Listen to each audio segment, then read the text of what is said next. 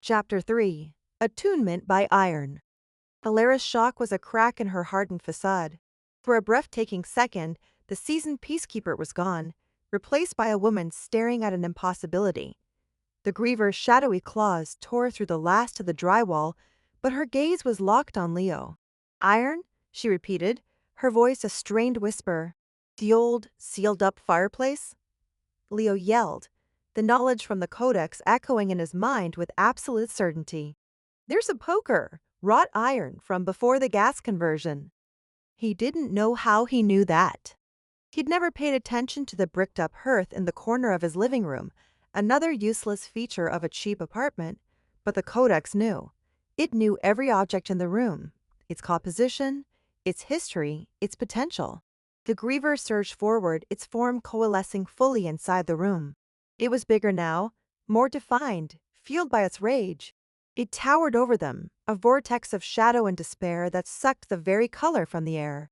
Alara snapped back to the present. "Buy me 5 seconds," she yelled, and launched herself at the monster. It was not a fight, it was a holding action. She moved with a desperate, fluid grace, her silver knife a flashing deterrent. She wasn't trying to wound it anymore, but to hurt it, to keep its attention, to deflect its amorphous, swiping limbs.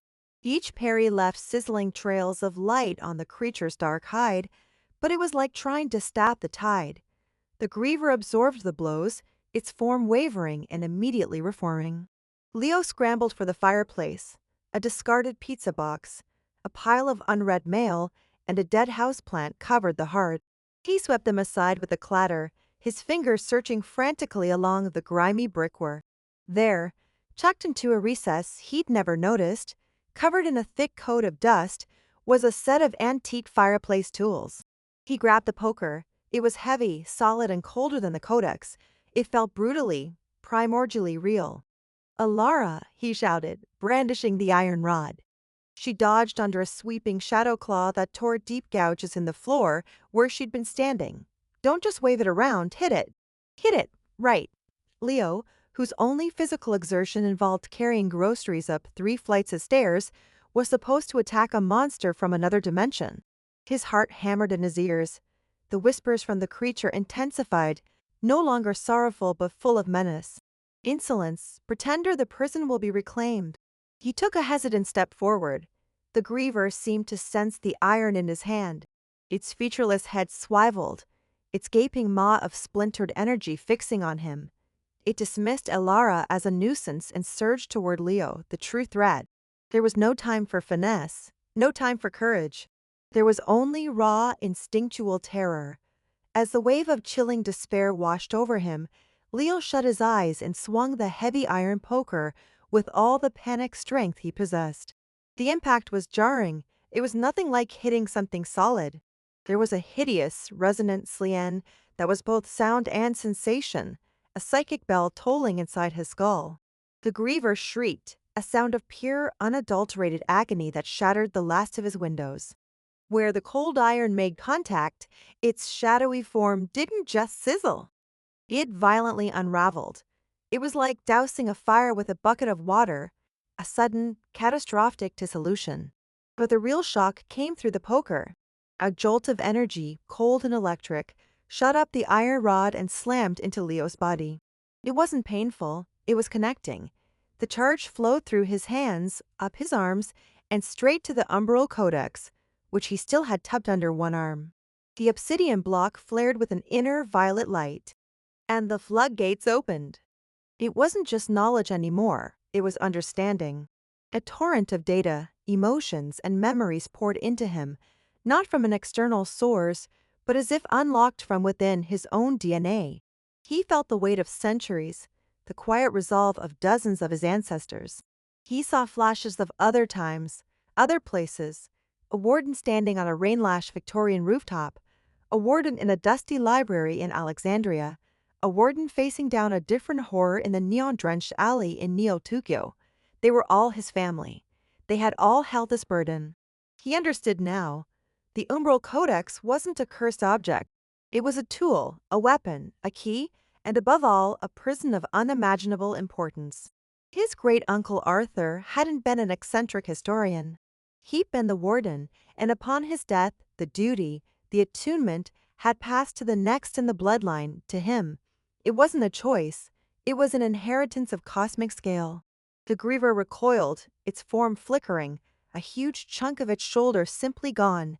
It stared at Leo with a new kind of intensity, not just hunger but fear. Again, Alara yelled, seeing the effect. Leo's fear was still there, a cold knot in his stomach, but it was now overlaid with a strange, burgeoning sense of purpose. He wasn't just a victim anymore, he was the warden. He took a firmer grip on the poker, his knuckles brushing against the cold surface of the codex. He could feel its quiet approval. It was helping him, guiding his hand. He charged forward, his movement clumsy but driven. The griever swiped at him, but its attack was slower, its form less stable. Leo ducked under the blow and thrust the iron poker deep into the creature's chest. Another psychic clanning echoed through the room. The griever screamed and imploded, collapsing in on itself in a violent vortex of shadow and whispering grief. For a moment, the room was a whirlwind of black smoke, and then, as suddenly as it began, it was over.